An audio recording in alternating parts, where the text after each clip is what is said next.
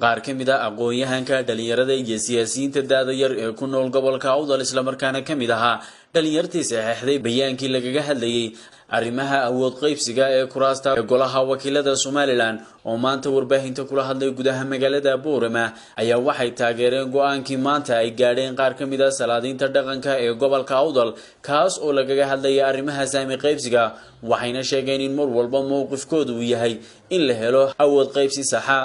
iyagoo bulshada kala duwan ee gobolka Awdal ugu baaqay in laga mideysnaado arrimaha masiiriga ee saami qaybsiga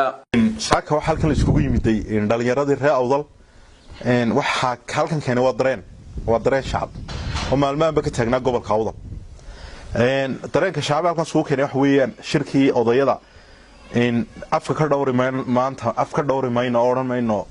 gobol iyo waxa maanta afka odayadii beelaha Gadabuursi ee Hargeysa looga yeeray saaka shirka madaxtooyada ku galay ee ka hadlayay saami qaybsiga iyo awood qaybsiga reer Awdal oo qaarkood ku kala jabeen in madashii madaxweynaha lagu la kulmay ayaanu saaka rabnaa inaanu ka dhiibino dareenkayaga mid waxaan leeyahay salaadiintii masayrka reer Awdal metelay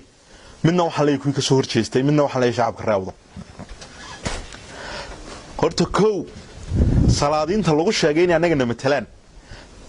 beel ahaan waliba ay ka soo jeedaan deegaan ahaanteeda ee saaka masayrkii reer Awdal ka soo horjeestay madaxweynaha raali galiyay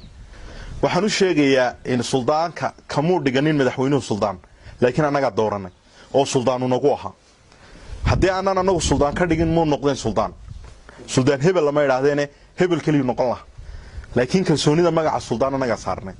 saaka waxa u muuqatay in cid kale ku raali galiyeen taasina waxay lumisay kalsoonidii aanu suldaannimo ku qabnay bay saaka lumisay taasi waxaan leeyahay suldaankaygii kalsoonidii uu lumiyay saaka uma qabo kalsooni dambe oo ku qaba oo dareenkayga iyo rabitaanka reer Awdal ka hadli kara taasi waa taa salaadiinta kale ee reer Awdal ee Suldaan Cabdiraxmaan Jaamac Dhawal oo noo aqaan suldaanka guud ee beelaha Gadabuursi waxaan leeyahay dareenka reer Awdal baad geysay meesha adiga iyo Suldaan Abshir iyo Suldaan Ibrahim Jaamac Samatar iyo salaadiinta kale idin la socday ee boogaadiyay ee dareenka reer Awdal gudbiyay waan boogaadinaya Suldaan Maxamedi waan hambalyeynaya waxaan leeyahay dadkaad wax ku tiin Soomaalidu waxa dadka geesi lagu yahay xukuumadda salaadiinku ma idaan ahayn laakiin wax salaadiinku ay umadiina saakana waxa kala haray ragii oo ragna gobonimo qaateen ragna gunimo qaateen waxaan leeyahay saaka suldaanka guud ee beelaha Gadabuursi Suldaan Cabdiraxmaan Jaamac Dhawal alla raali ka ahaadeen waxaan leeyahay saaka gool baad dhalisay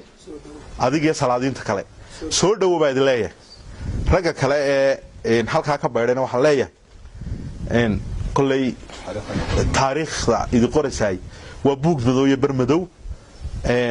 waana ragna waa kala haray shacabka reer Awdal waxa leeyahay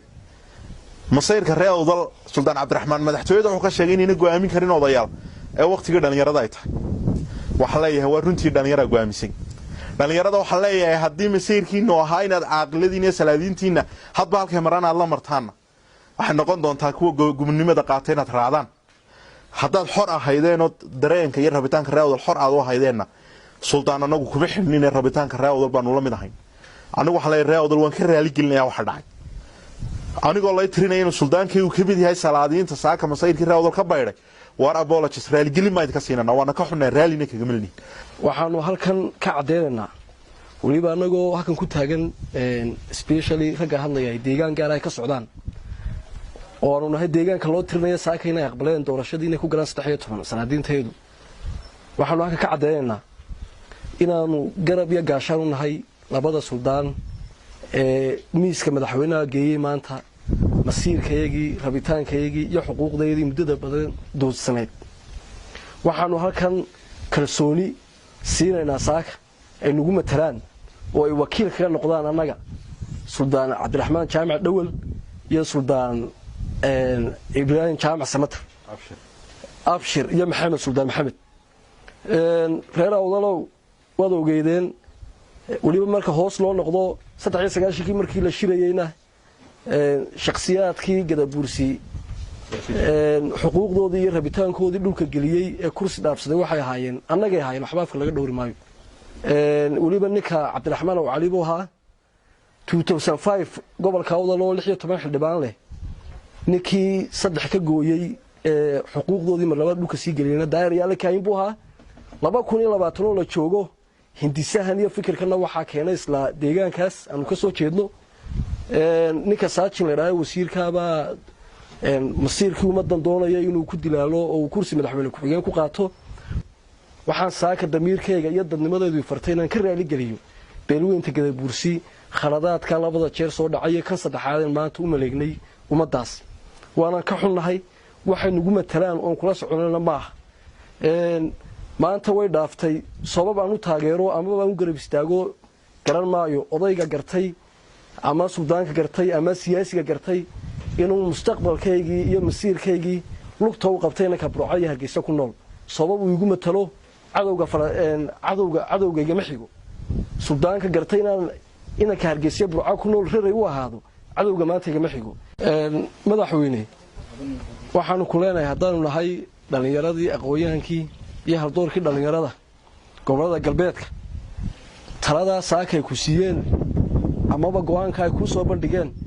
Suldaan Cabdiraxmaan Jaamac Dhawal iyo Suldaan Ibrahim Jaamac Samatar uunba boormana taala go'aanka ay afkaygiiba ku hadlayeen go'aanka ay ku siiyeen baan la qabnaa waxaan xaggan ka bogaadinayaa isla markaasina taageeray matalayna masiirka kunka dhalinyarada ah ama unuga ugu badan bulshada ee 80% ka ah ee ku baaqayay in gobolka Awdal uu helo xaqa uu ku leeyahay dawladda sidoo kale waxaan halkan ka cadeynaynaa inaan ka dhalinyar ahaan aanu taageersanahay baaqaasi iyo go'aankaasi